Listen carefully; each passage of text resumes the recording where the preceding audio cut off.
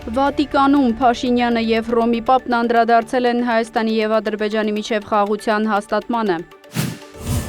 Եվրամիության արտաքին քաղաքականության ղեկավարը Պուտինի այցը Հունգարիա պատշաճ չի համարում։ Պուտինի ներկայությունը Եվրամիության տարածքում իմաստ կունենա միայն, եթե դա հանգեցնի անհապաղ հրադադարի առանց նախապայմանների։ Բարո։ Չենք տեսնում, որ Ռուսաստանը խաղաղություն է ցանկանում։ Կալաս։ Ռուսաստանը և Ուկրաինան պարզապես պետք է կանգ առնեն շփման գծերում։ Թրամփ։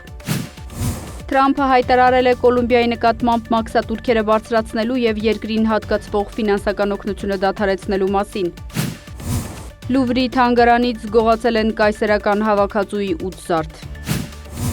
Եվրամիության նոր անդամներ կընդունվեն առանց ձայնի լիարժեք իրավունքի։ Պոլիտիկո։